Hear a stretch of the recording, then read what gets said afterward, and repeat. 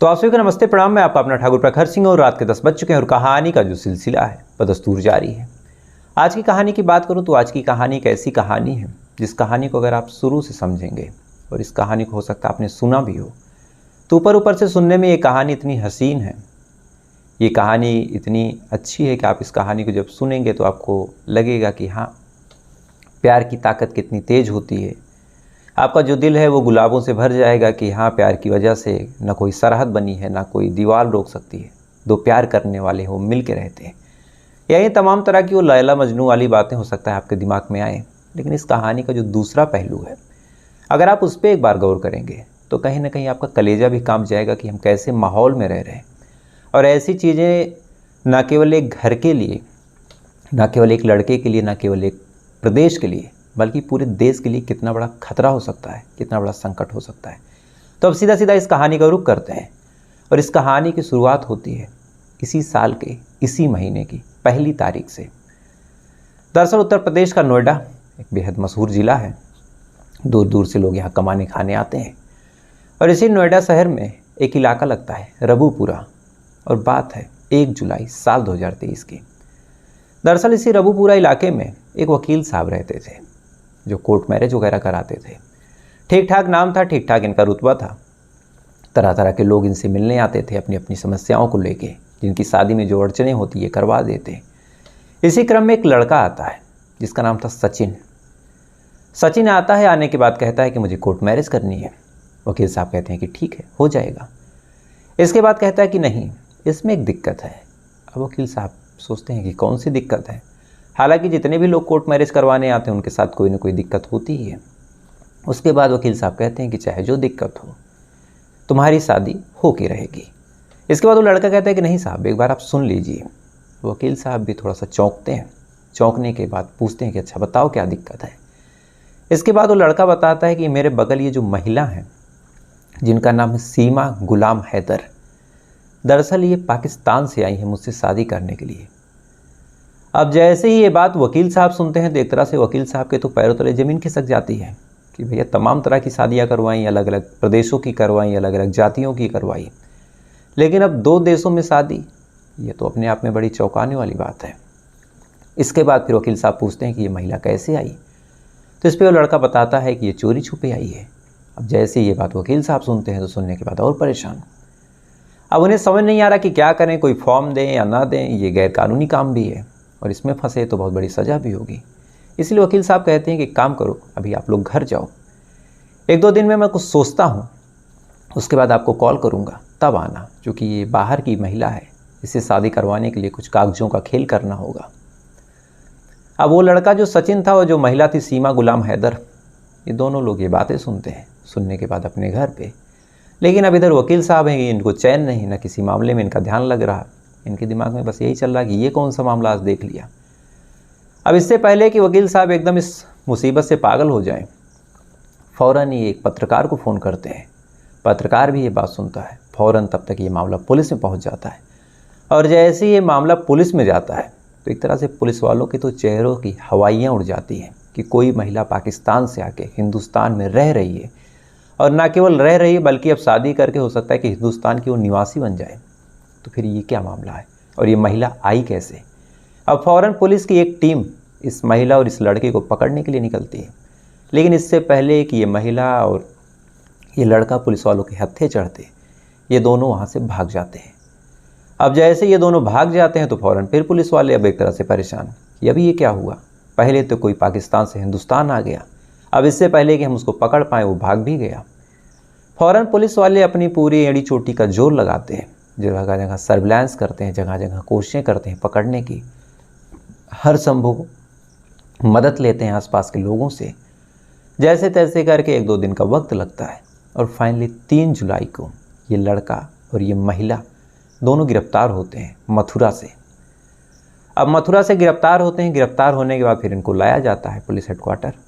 वहाँ इनसे पूछताछ शुरू होती है और जब पूछताछ शुरू होती है कि तुम दोनों कौन हो, ये महिला यहाँ कैसे आई, क्या रिलेशन है, आने का रास्ता क्या था, वीज़ा पासपोर्ट कहाँ है, फिर इन दोनों ने जो कहानी सुनाई, इस कहानी को सुनने के बाद कहीं ना कहीं एक तरह से पुलिस वाले भी चौंक जाते हैं, सख्ते में आ जाते हैं। दरअसल ये महिला बताती है कि मेरा नाम सीमा गुलाम हैदर है, मैं 26 साल की हूँ और मैं पाकिस्तान की कराची की रहने वाली हूँ। अब ये बात पुलिस वाले सुनते हैं तो फिर चौंकते हैं कि कराची से यहाँ।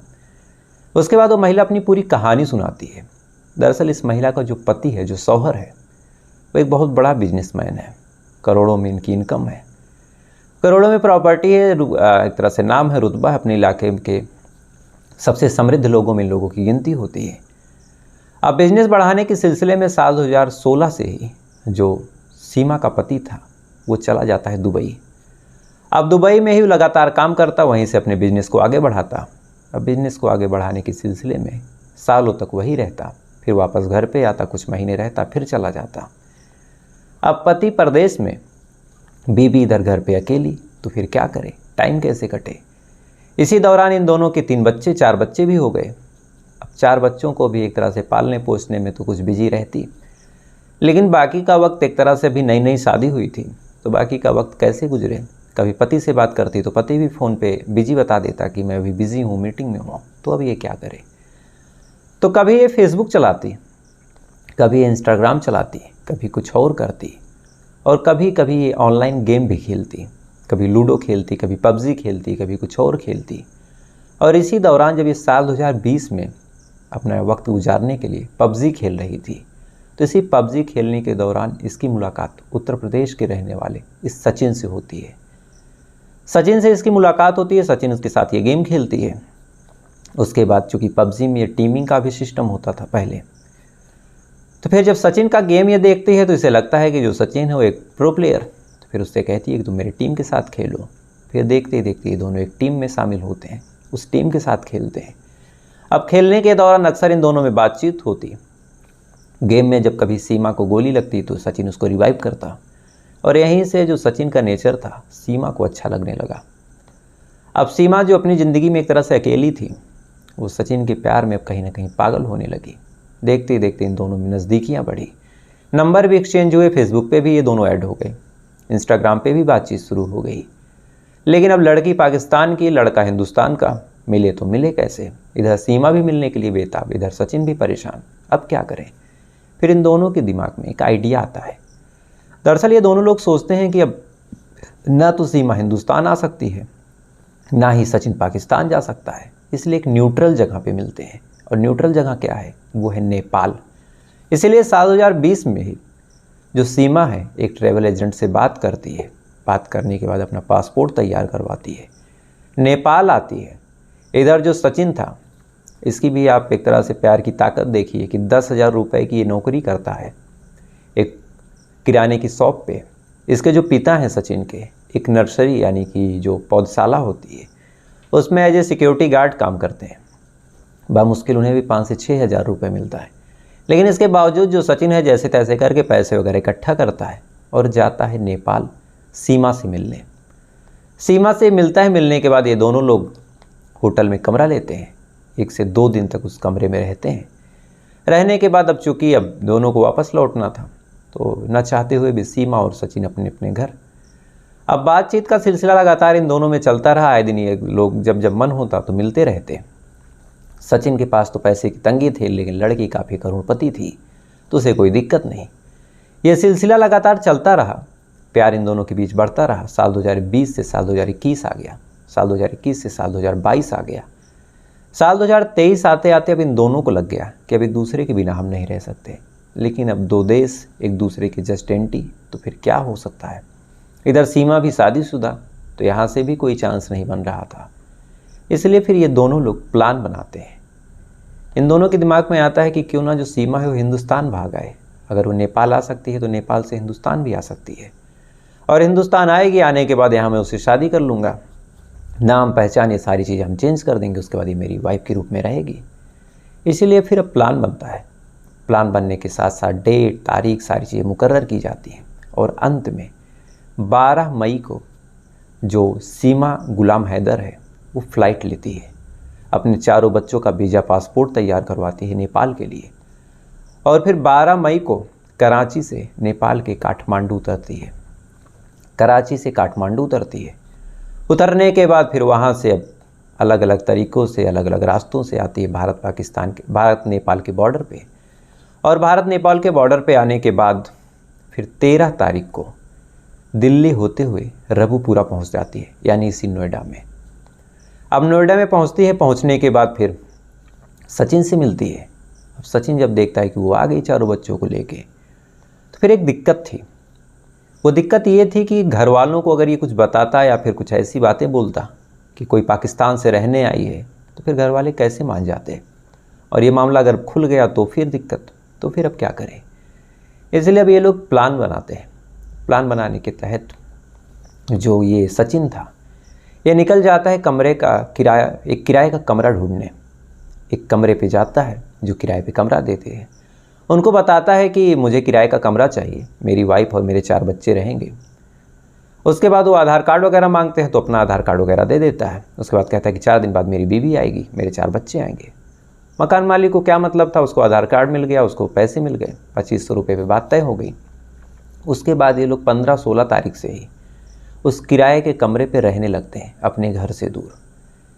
अब किराए के कमरे पे रहने लगे हैं। इधर जो लड़की आई थी, उसने कभी साड़ी तो पहनी नहीं थी, लेकिन यहाँ पे रहना था। सचिन एक हिंदू, तो फिर अब क्या करें। तो बाकायदा वो लड़की यूट्यूब से साड़ी पहनने की ट्रेनिंग लेती है, साड़ी पहनती है, मंगलसूत्र लगाती है, सिंदूर लगाती है, बिंदी लगाती है, तमाम तरह की वो सारी चीज़ें करती हैं जो एक हिंदू सुहागिन महिला करती है। अब एकदम हिंदू के रूप में वो रहने लगी। आसपास के लोगों को भी क्या मतलब था। लेकिन जैसे जैसे वक्त गुजरा, 1 दिन बीता, 2 दिन बीता, शुरुआत के 1 आध हफ्ते तो वो घर में कैद रही। लेकिन अब जैसे जैसे वक्त गुजरता जा रहा, तो कभी उसको दुकान पे जाना पड़ेगा, कभी कुछ सामान लाने जाना पड़ेगा। तो इसी वजह से जब वो दुकान पे जाती, आसपास के लोगों से बातचीत करती, तो लोग उसकी बोली भाषा सारी चीज़ें सुनते, तो कहीं ना कहीं उसमें एक अरबी झलक थी। और उस हिसाब से शुद्ध हिंदी वो बोल भी नहीं पाती जिस हिसाब से यूपी के लोग बोलते हैं। तो वो भी ताजुब लगा। तो फिर अब क्या करें। हालांकि जो घर वालों के बारे में पूछा गया, तो लड़की ने बताया कि मेरा घर बुलंदशहर है, लेकिन न वो भाषा, न वो तहजीब, वो कोई चीज़ झलक नहीं रही थी। तो आसपास के लोगों को डाउट हुआ। तमाम तरह की चीज़ें आपस में लोग कानाफूसी करने लगे, लेकिन कोई किसी से क्या ही कहता। लेकिन इसी बीच जब बकरा ईद आई, तो बकरा ईद को चूँकि मुसलमानों का त्यौहार था, तब जाके जो सीमा गुलाम हैदर, वो भी चोरी छुप के बकरा ईद भी मनाती है। मनाने के बाद सचिन भी उसमें शामिल होता है। और इसी बारे में अब आसपास के लोगों को भी भनक लग गई। अब आसपास के लोगों को भनक भी लग गई। इधर जो सीमा गुलाम हैदर है, वो जिद करने लगी कि मुझे हिंदुस्तान घुमाओ, मुझे कुछ दिखाओ, तुम्हारा देश कैसा है, तुम्हारा वेश कैसा है, कितने दिन तक मैं घर में कैद रहूँ। तो सचिन को भी लगा कि अब घर में कैद रहने का कोई मतलब नहीं है, कोर्ट मैरिज कर लेते हैं। और मैरिज करने के बाद अब इसको हम अपने घर पे लेके जाएंगे। इसीलिए फिर बकरा ईद के अगले दिन जो सचिन है, वो चला जाता है वकील साहब के पास। उसके बाद वकील साहब पुलिस को बताते हैं। उसके बाद ये सारा मामला होता है। अब यहाँ तक ये कहानी सुनने में इतनी अच्छी लग रही है कि प्यार करने वाली मिल गई, लेकिन इस कहानी का एक और पहलू है जो बहुत भयानक है।